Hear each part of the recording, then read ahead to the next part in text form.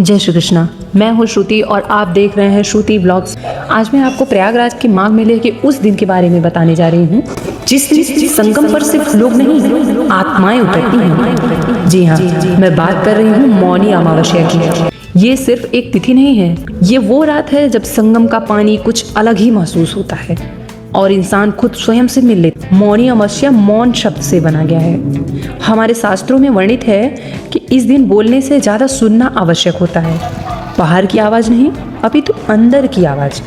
हमें अंदर की भावनाओं को महसूस करना है। इसलिए साधु संत कल्पवासी इस दिन मौन रखते हैं, क्योंकि जब शब्द रुकते हैं तभी आत्मा बोलती है। प्रयागराज का संगम वैसे तो रोज पवित्र है, यहाँ पे हर रोजाना लोग आते हैं, स्नान करते हैं, लेकिन मौनी अमावस्या की रात संगम जागता हुआ सा लगता है। यहाँ पर मान्यता है कि ब्रह्म मुहूर्त के समय गंगा, यमुना और अदृश्य सरस्वती एक ही प्रवाह में बहने लगती हैं। इसी समय किया गया स्नान हजारों यज्ञों के बराबर फल देता है।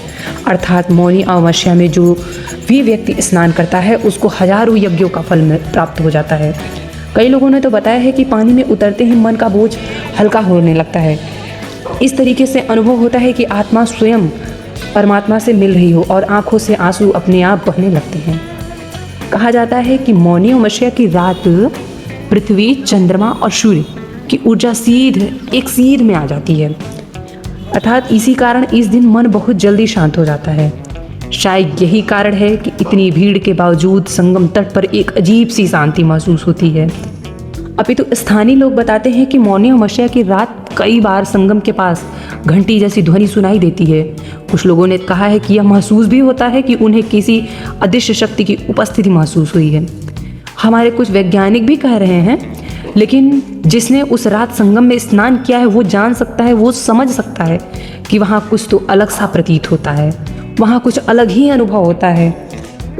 आज जब जीवन भाग दौड़ से भरा है, जब मौनी अमावस्या हमें रुकना सिखाती है, कुछ देर मौन, कुछ देर खुद के साथ, शायद इसी वजह से हर साल लाखों लोग ठंड, भीड़ और कठिनाइयों के बावजूद संगम में पहुंचते हैं। मौनी अमावस्या वो दिन है जब प्रयागराज में इंसान नहीं, आत्माएं स्नान करती हैं।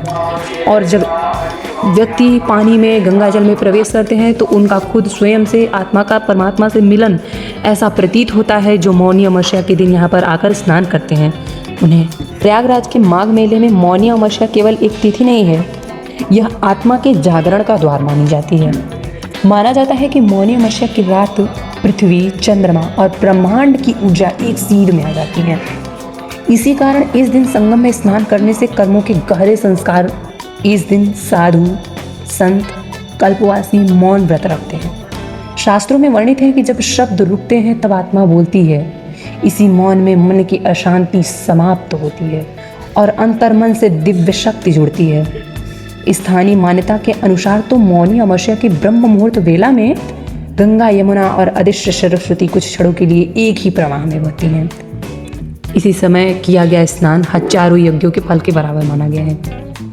हमारे कई श्रद्धालु तो कहते हैं कि पानी में उतरते ही मन का बोझ मानो एकदम हल्का हो जाता है, आंखों से अपने आप अश्रु बहने लगते हैं, बिना कारण शांति का अनुभव होता है, मानो संगम स्वयं सब कुछ सुन रहा हो। मौनी अमावस्या वो दिन है जब प्रयागराज में इंसान नहीं, आत्माएं स्नान करने आती हैं। अगर आपको यह रहस्यमय यात्रा पसंद आई हो तो वीडियो को लाइक करें, चैनल को सब्सक्राइब करें और कमेंट में ज़रूर बताएं कि क्या आपने कभी मौनी अमावस्या पर संगम स्नान किया है। जय गंगा मैया, जय सनातन, हर हर महादेव।